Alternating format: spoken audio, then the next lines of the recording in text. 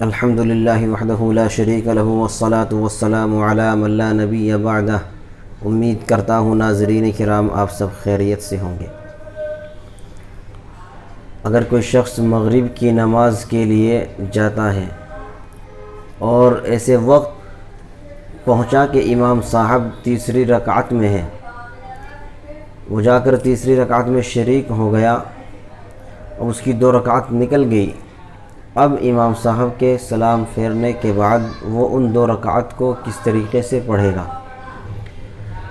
جب وہ کھڑا ہو پہلی رکعت امام صاحب کے سلام پھیرنے کے بعد جب پہلی رکعت پڑھے گا وہی طریقہ ہے، ثنا پڑھے گا، اعوذ باللہ بسم اللہ، سورہ فاتحہ، سورت ملائے گا، رکوع سجدہ کر کے پھر اتحیات میں بیٹھ جائے گا، اتحیات میں بیٹھ کر تشہد پڑھے گا، اس کے بعد کھڑا ہوگا، پھر دوبارہ سورہ فاتحہ اور سورت ملائے گا، اس طریقے سے نماز کو مکمل کر لے گا۔ 2 رکعت اس طریقے سے پڑھے گا کہ بیچ میں تشہد میں بیٹھنا پڑے گا۔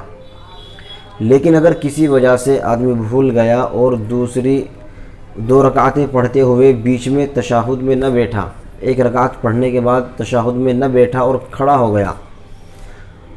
گیا، اب اس نے اس طریقے سے نماز اگر پوری کر لی تو استحساناً اس کی نماز صحیح ہو جائے گی، اس کو سجدہ سہو کرنے کی ضرورت نہیں پڑے گی، سجدہ سہو کرنا لازم نہیں آئے گا۔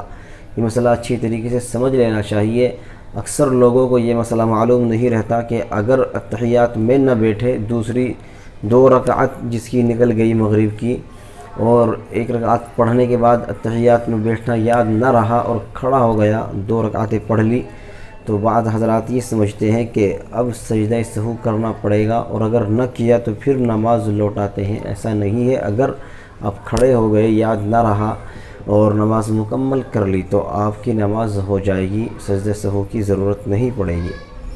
اللہ تبارک و تعالی ہمیں دین کی صحیح سمجھ عطا فرمائے۔ وآخر دعوانا ان الحمدللہ رب العالمین۔